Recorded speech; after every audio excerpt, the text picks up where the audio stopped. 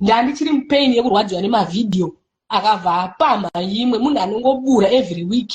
Ndiri pakuti murume wangu womumba anonditira vidhiyo achirara nemumwe mukadzi. I went through a lot. Zvokuti akatora advantage yekuti inini handina amai nababa pamwe kana kuti handina hanzvadzi inomurova here, handizivi. Ini ndini mombe kumba kwedu, handi muri kuona. Ndikati ko vidhiyo haindozviziva kuti ndozvamunozvigona, but ko vidhiyo mariitirei baba Roka, munoziva ndinobata foni yenyu. Hana kumbondita sorry, ndichipedza kumubvunza zvevidhiyo the following day aindituka paFacebook achindishora. Vakadzi vakazengi ndinawo mavidhiyo foni make. Achipedza izvozvo achibva achinosiya iwe vidhiyo achinogara nomwe mukadzi. Ndichingoti ndinoda imba yangu, ndabuda ndazvigarira, regai ndiudze mafanzi angu gaizi. Handisina murume, handakumbomutuka paposi. Aita imwe vidhiyo handituka, ndorarama sei achiramba achingondituka, achindifasa, achingondinyadzisa right center whatever. Mheno vanoda kuti ndife here baba Rokadhiya? Vanoda ndiite sei? Ingawani ndakanyarara, handina kumbofumura mahuri ake, handina kumbobudisa mavidhiyo ake. Ndakambomuthreatena ndikada kubudisa mavidhiyo ndipa mai vako, akati budisa kana uchida, but ndikaona kuti it's not necessary. But why baba Rokadhiya vachiuya paFacebook kunondituka paFacebook? Inini vanoda kuti nyika iite sei?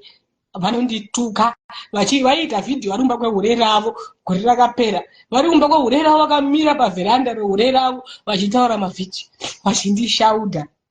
Ndandaita sei guys? Ndandaita sei inini? Ko ndakaramba here inini? Handamboramba kuti handidiwi, ndakazvibvuma kuti handidi, asi ndasina mari chete yekuti ndisuruwe kubva paari. But anouya paFacebook achindituka, vanondishaudha, ndichisekwa nevanhu vachindisekesa. Vakatora vidhiyo rangu rarisina kubuda zvakanaka, randakaekita namagochera. Ndikati magochera vidhiyo hariite, wona pandakota makumbo anga abuda ndiri mukadzi wemunhu. Ndakarichengeta vidhiyo iroro. I was shocked guys, kutanga kwamwedzi uno baba Rokadhiya vakatora vidhiyo vakarikanda. Ikati baba Rokadhiya mazviitirei? Ini muridzi vidhiyo ndakaona takataura namagochera. Magochera vidhiyo iri harisi kuita, wona ndabuda zvakanaka ndimukadzi wemunhu, wona tatadza kudi. Ndasamboshama infect, but handisifarire kushama bhodhi yangu kuna vanhu vanonditedza.